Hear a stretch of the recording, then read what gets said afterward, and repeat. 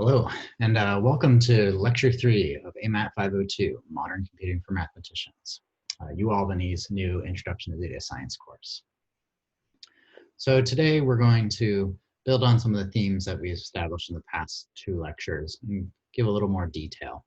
Specifically, we're going to talk about approaches to searching so you can start to think more algorithmically. And then we're going to revisit some issues on functions and what that scalar object type, which was called none type, really meant, and where did it come from?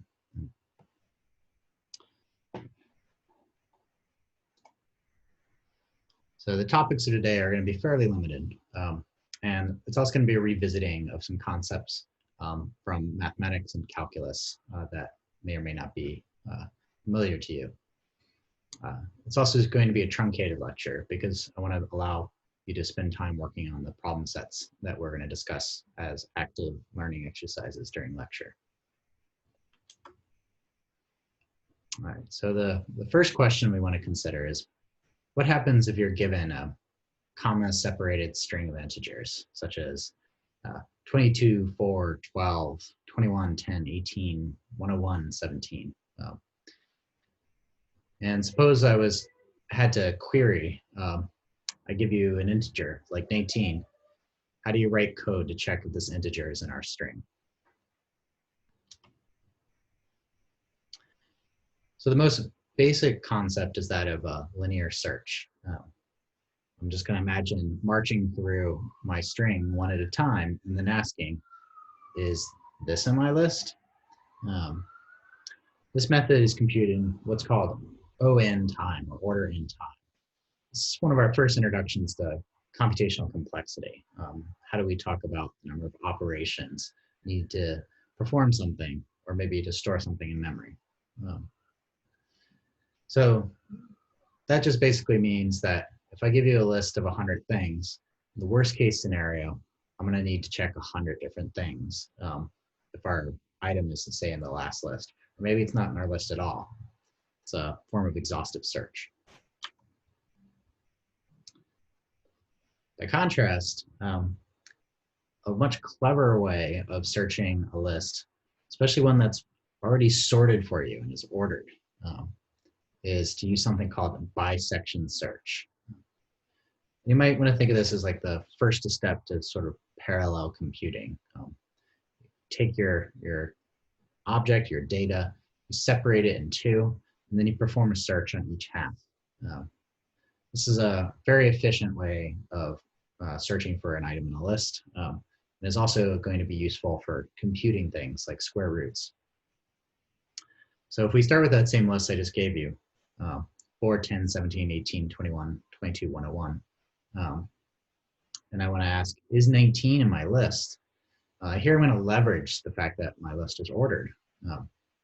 And so first what we're going to do is split our list in half and then start to check on each side. So obviously 19 is not going to be in our list, but we're going to see how many operations are necessary to conclude that.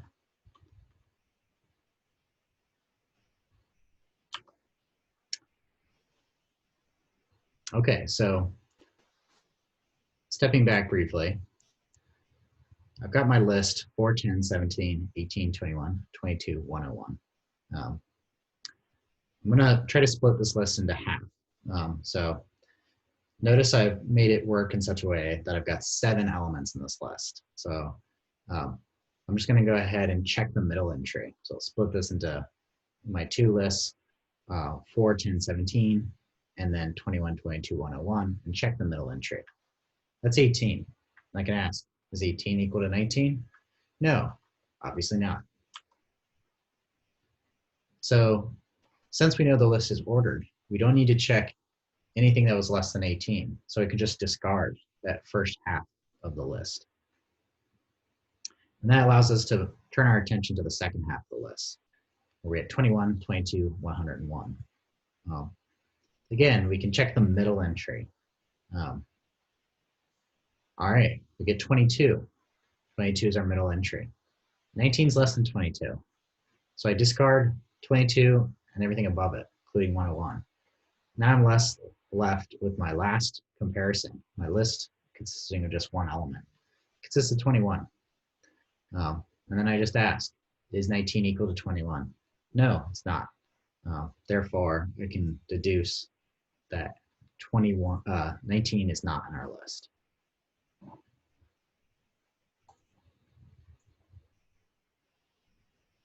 Now, using the following sort of chart, you can start to get a sense of how complex or how much efficiency does this method of bisection search offer us.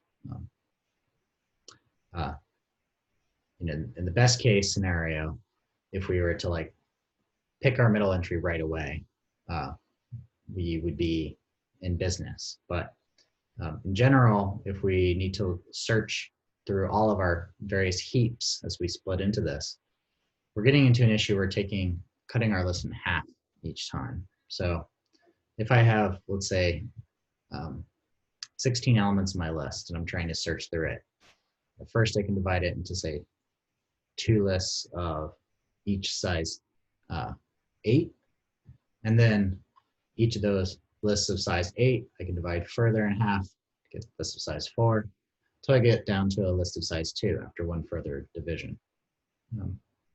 So perhaps you see that the number of bisections needed to separate out a list of 16 things into individual lists. It's going to be basically log base 2 of 16. So it's only 4 divisions or comparisons that need to be made. So 4, although it doesn't seem like it, is much smaller than 16. So that gives us good confidence that we'd want to be able to find whether or not an item was in our list with only 4 comparisons rather than the full 16 that might be required in the worst case scenario using linear search. This figure, I believe, is from Wikipedia, but I just want you to get a notion that thinking cleverly about how to search for something can really save you a lot of time. And these sorts of questions are the kinds of questions which show up in interview questions for data science interviews. So knowing about bisection search, being able to say that, it's log n complexity it's going to be one of those sort of essential skills you need to have. All right. We're not going to talk much more about complexity, at least not for these algorithms, but we're not going to see this actually in action.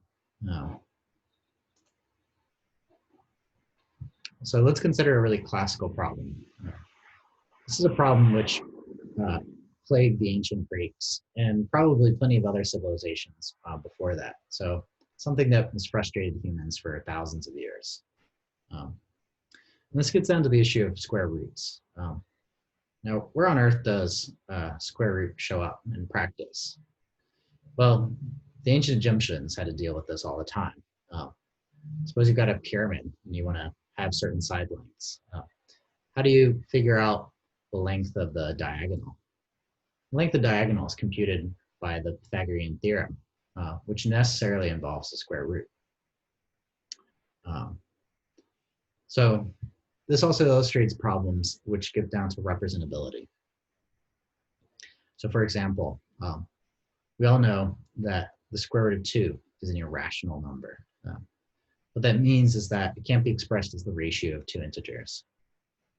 And there's a lot of stories which say that when one of the first thinkers, maybe Eratosthenes, but maybe some other early Greek, established the irrationality of the square root of 2, he was killed for his insights because somehow they believed that everything should be expressed as a ratio of integers. That seems like an apocryphal story to me, but it does get to a deeper issue, which is, suppose we're on a computer and I actually want to store the exact value of the square root of 2. Turns out we can't, because since the square root of 2 never repeats itself, it's one of these things that is going to go on forever. And so you have to set some threshold for precision and realize when is enough digits good enough. So this gets down to the issue of approximation. And this is a fundamental concept in computer science and numerical analysis. So let's first think about how would we compute the square root of a number that is a perfect square, meaning that its square root is an integer.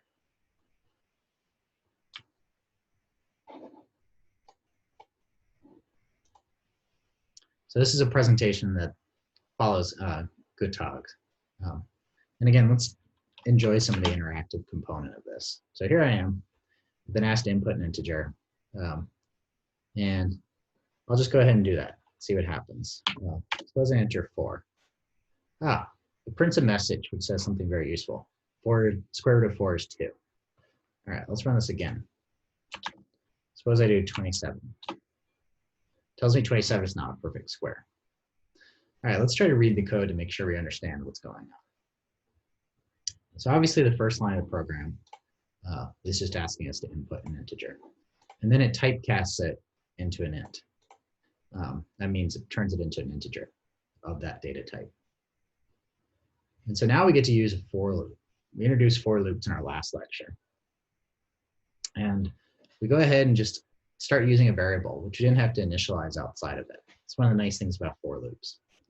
So for guess, it's going to be my guess for what the square root is. In range, remember, range is producing this sequence of integers, which starts at 0 in this case, and ends at x plus 1. Now, remember, why do we have to add 1? All right, if you've thought about it for a few seconds, remember the syntax or the sort of specification of the range function is that if I gave it 2 inputs, A and B, it starts at A and it ends at B minus 1. So we want to be able to handle the case where I could actually look at something that's the square root of itself, like 1. Square root of 1 is 1. So either way, we're now going to search over a slightly larger range from 0 to x plus 1, which is really going to include x itself. All right, so enough with that. We've got our for loop. We're going to be looping through a certain number of times. Starts at 0 and marches all the way to x. All right, and this is guess is the thing that's marching through this list, this sequence.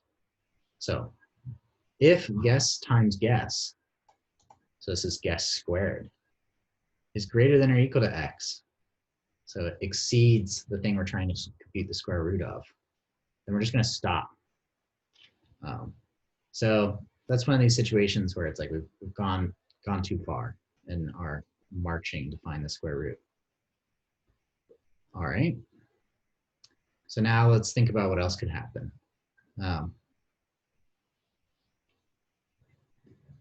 We could enter a situation where this also breaks. So this is going to keep iterating until we eventually break this value. Now, one thing that could happen is that guess times guess is equal to x, in which case we found x. And that's going to be the thing which skips all the way down to this else statement.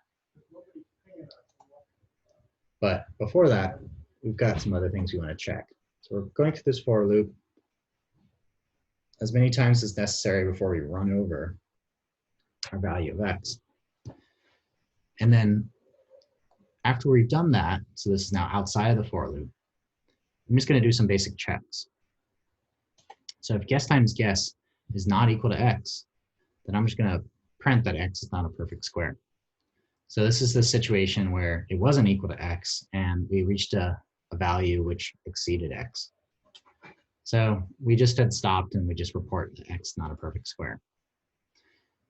Alternatively, guess times guess is equal to x, and the point where we broke was exactly where this conditional is satisfied, in particular, that guess times guess did equal x. So the square root of x is whatever our guess is. So let's try this again. Let's make sure it works in the case of 1. Square root of 1 is 1. Very good. All right, what about 125? Not a perfect square. All right. What about 144? Aha.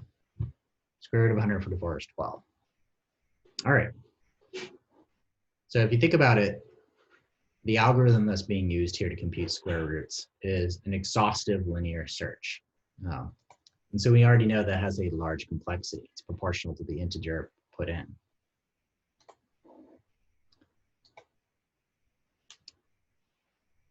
So let's go ahead and try to handle more complicated square roots. For example, things like the square root of 2. All right, so this looks like a lot of code, and it illustrates something I'm going to ask you to do in some of your exercises later in the semester, which is to provide line-by-line commenting, so you can really explain what is going on in each line in this program. One of the skills you need to be able to develop in this class is the ability to read programs like their stories. Okay, so in this program, I initialize x to be 42. And I'm just explaining, now that if we look ahead, that this is going to be the variable that we're going to try to find the square root of. All right. And then I'm going to set a threshold. This is epsilon. This is meant to be a small, it's the Greek letter for E, which you think of as error. All right, so our tolerance is 0.01. We're looking into the hundredths place. And we're going to step using the square of 0.01. So we think of that as 1 over 100. This is 1 over 100 squared. So it's really small. And then we're going to just try to understand how complex this exhaustive search method is by initializing a numGuesses variable. Which is going to tell us how many steps through our loop did we have to take before we got within our tolerance parameter of the number we're trying to find the square root of. All right, and then we go ahead and initialize what our guess is, 0.0.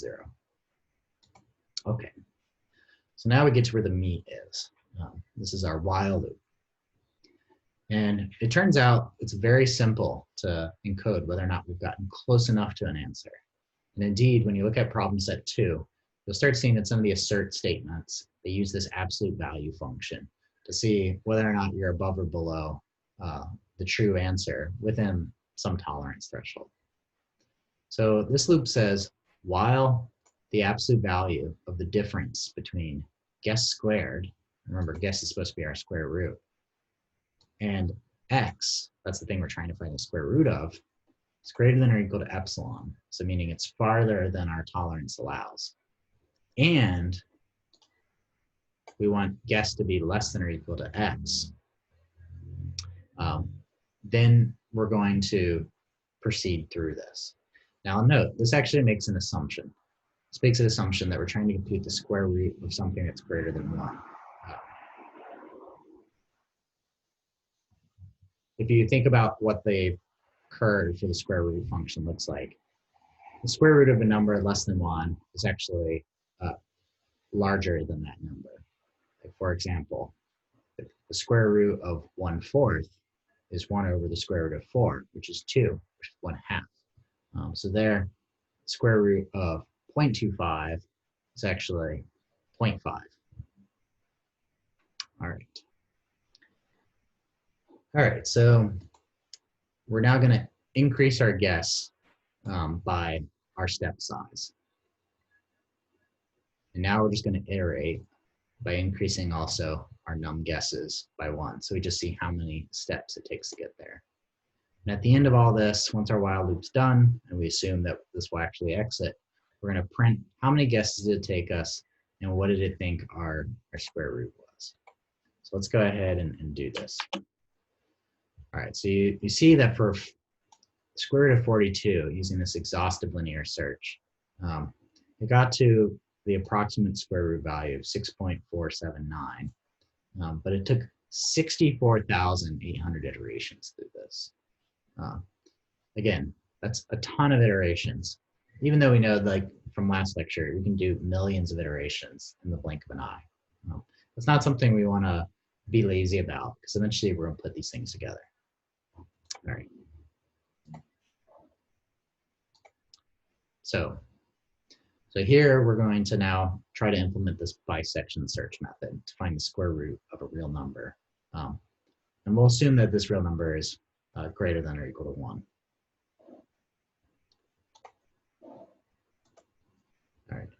And again, just to make this a little more fun, we're going to run through and allow us to input things as we like. So I'm going to do 2. So here we get pretty close to the true value of square root of 2 within a tolerance of 0.01, within just 7 guesses. We could, of course, like up how precise we want this to be and try to run this again. So try to find square root of 2.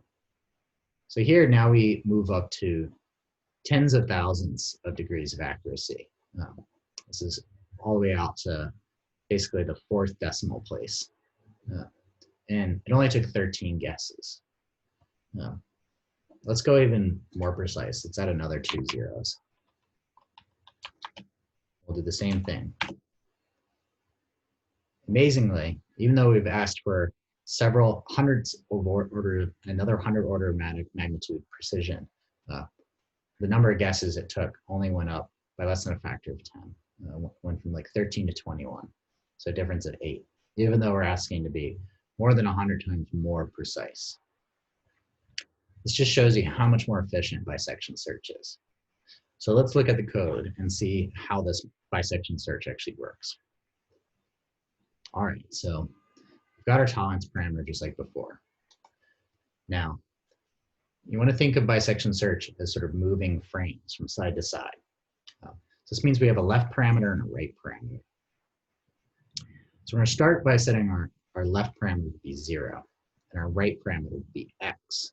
X is the thing we're trying to take the square root of.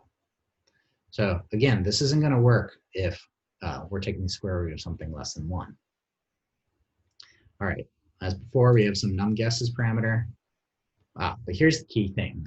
Just like when we were searching through that list, we're going to start by looking in the middle. So we're going to set our guess to be the midpoint of our right and left-hand endpoints. Basically the average. Right plus left divided by 2. Okay, so while the absolute value of the difference between our guess squared and the thing we're trying to compute the square root of is greater than epsilon, we're going to increase the number of guesses, and then we're going to go through this if statement. And this is going to decide whether or not we look to the pile to the left or to the pile to the right. So if guess squared was still less than x, then we can also move our left-hand endpoint to equal our guess. That means we haven't overshot and we haven't gone over the value we're trying to compute the square root of. So, we start with left and right, choose the midpoint as our guess. We took the square root, we landed short, which means we can increase our guess size. So then we make left our guess, keep right where it was, and then take the midpoint of this new shorter interval. And then we repeat this process. When we square it, what happens? So let's suppose we get to a point where we've moved up far enough that we actually shoot over the value that we're trying to compute the square root of. This is going to be captured by our else statement. So now we basically just move the right side of our window down. So you said, okay, that was too far.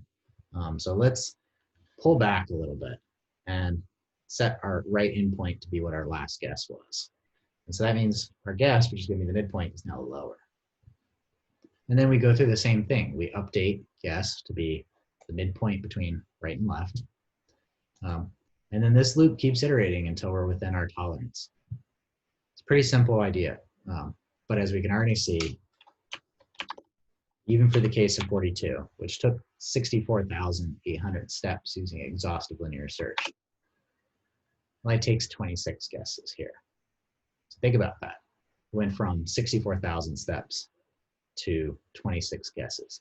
And we also have a ridiculously higher degree of accuracy than we did before. So that shows you the power of bisection search. And I hope this inspires you to think about other clever ways of computing quantities.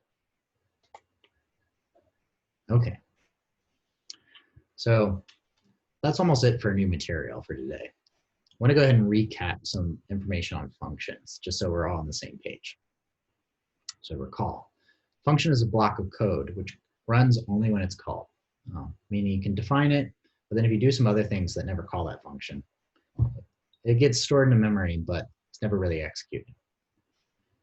But when you do want to call this function, you pass data, which we think of as parameters, into this function. And then you get, just like in math, an input value and output value. And it's going to return some data of some type back to you. So the most primitive function, which doesn't really do much interesting, is here we have a function with no arguments, and all it does is returns a string. It says this is a function. Notice that when I hit Shift-Enter, nothing happens. But if I were to call this function, it would actually produce output. Again, all that happened before is we bound some operations to the name a function, and then it had to proceed any further. But once we called that function, then it was actually called to do something. And that's when we got output, ideally. Okay, so let's continue. All right, yes.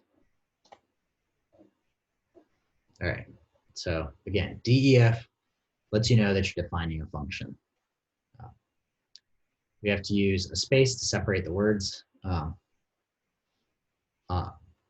def and a function, but you can't use any spaces in the name of a function because white space is really meaningful in Python. So that's why we use tricks like an underscore to help give visual space, but without actual space. Then you need to have round brackets. That's where you declare your parameters. So, and it's good to have function names which are descriptive. Of course, sometimes that gets to be too much. Here we have add 3 numbers, and indeed it adds 3 numbers. Again, when I hit Shift-Enter, it doesn't do anything because I haven't called it to do anything. But here I do actually call it to do something, and it does what we'd expect, gives 11. All right, so starting our first 2 lectures, we've been trying to play around by getting interactive output. We've made heavy use of the print statement. But I've also tried to alert you that in a lot of our problem sets, because we're writing functions which are going to be automatically tested using an assert statement, you often want to use a return instead of a print statement. Let's try to understand a little more carefully what's happening here. So, of course, after we've declared our function, its name, its parameters, all encapsulated by round brackets, we have that colon. We next have the indented function body. So here, that tab is also equal to 4 spaces, and that's where we put the lines of code to be executed once we've called the function. So then, the last thing you want to do in a function is have a return statement, which indicates what's the output of this function. Again, when we think of f of x equals x squared, the output is going to be whatever x was squared. Now, this is where we have to be careful. If we had used a print statement inside of our function instead of a return statement, when we call that function, it will execute the lines of code there, but it won't necessarily return anything, even though it looks like it's returning something because it's issuing a print statement to the screen. And in fact, if you don't use a return and instead use a print, you're going to actually have returned nothing. So let's go ahead and see that in action. All right, so just like with functions in math, the reason why we want them is compositionality. But you have to make sure that you return things that the other function can interpret. So let's start off with what's happening here. We've got a function, which you call one function, has two parameters, a comma b. That means it takes in 2 arguments. And I say it returns a plus b. You could have also not used parentheses and just done return a plus b. All right, so what's our second function? We're going to call this to function. And all it does is it returns twice whatever the argument was given. And remember, that asterisk symbol can be overloaded and means different things depending on the type. So let's try to understand what is the type when we do various things here. So if I execute this code block, first of all, it stores these functions and their commands in memory. But then this line actually calls our first function. And type is the device for determining what is the output type. And it's going to depend on what was the input type. So for example, if I made this cat and then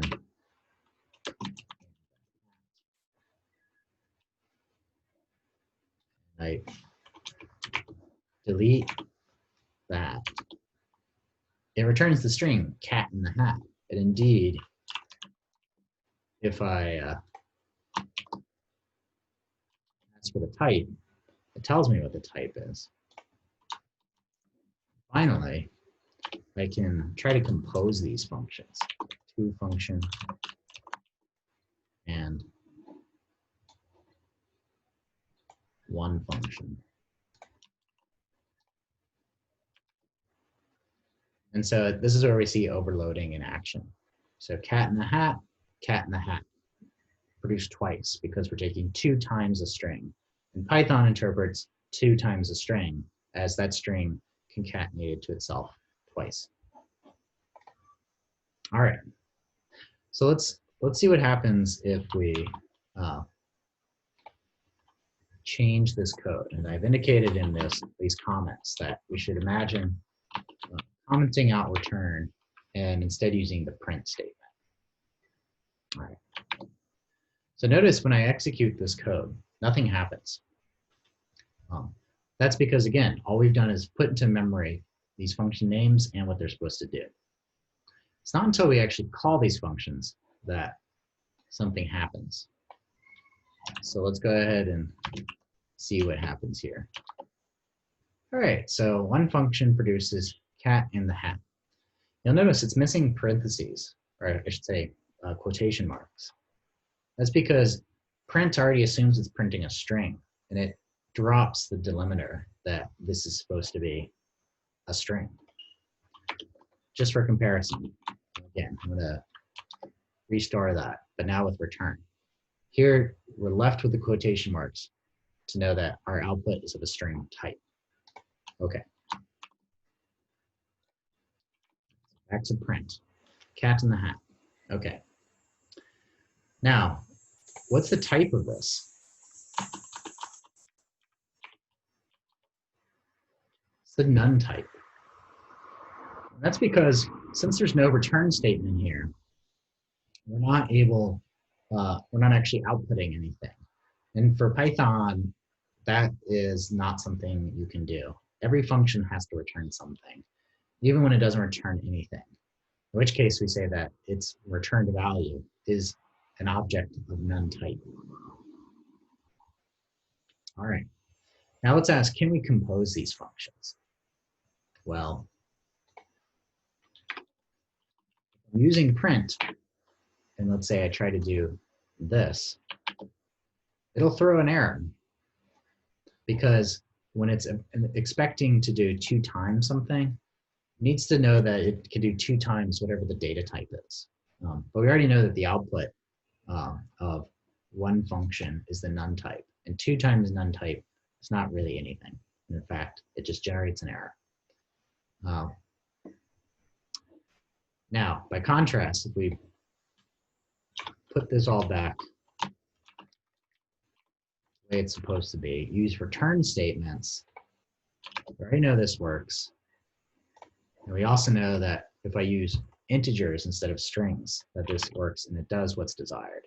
Meaning it adds 1 and 2, produces 3, and then when that 3 value is put into to function, it then returns 6, which is 2 times 3. Okay, so let's just put together some of the things we've done today. So we've gone over how to compute the square root, both in an exhaustive linear way and also in a bisection search way. But now we want to imagine that we're actually going to rate this as our square root function so that we can call it and use it to build other things.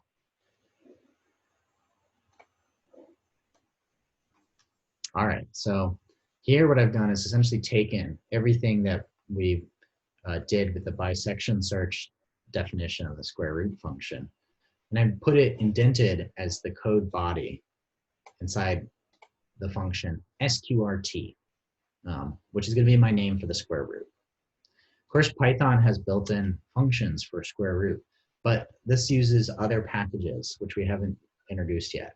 We're just using basic operations, multiplication, addition, exponentiation, and while loops and for loops. All very basic code, which we've only introduced in the past 2 lectures. So you can review this for yourself. And notice we've stored num guesses, but we don't actually return num guesses. This is just sort of a relic from when we wanted to see how complex bisection search was. So let's hit Shift Enter. Again, notice it does nothing, but it's put it into memory, so it has actually done something. And now let's try to call the square root on some things we've already looked at, like square root of 2, 1.4140625. All right, notice this doesn't go on forever, but that's because we've set a tolerance of 0.001. And if I wanted to increase this and get a more accurate tolerance, I could do that. And then get a much longer expression for the square root of 2. Again, square root of 2s are rational, so I could add arbitrary precision and get an increasingly long string of numbers.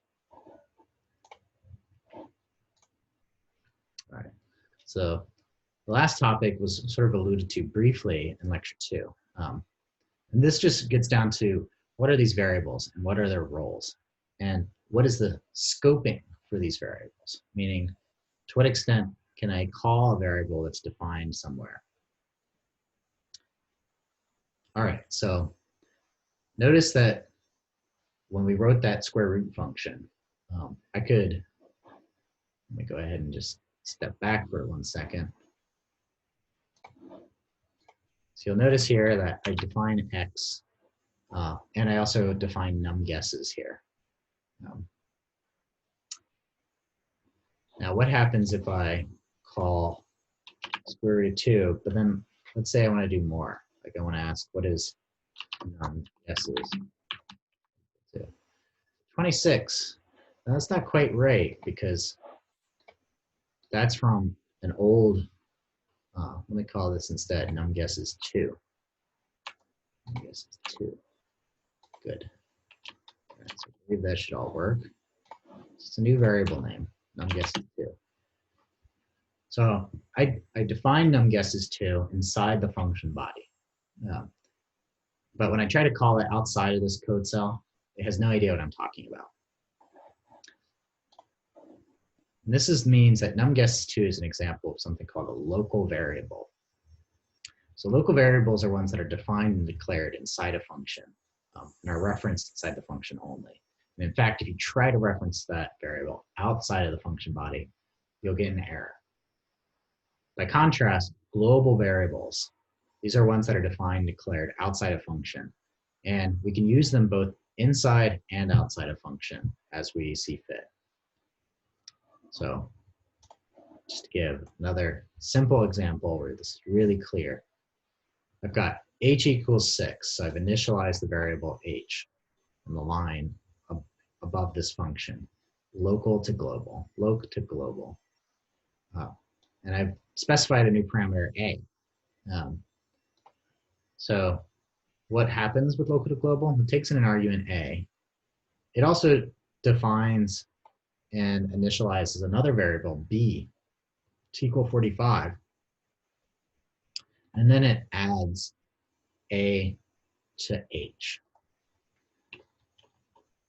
All right, so let's see what happens if I do local to global with 1. Obviously I get 7. Again, 2 gives me 8. All I'm doing is adding 2 to h. What happens if I try to print the value of b? Well, b is just something I define inside this function. Again, it says b is not defined. Well, b was defined, but it was defined inside a function body, and I'm trying to call it outside of that function body. So the scoping of that variable is only local, and it's not something I can call globally.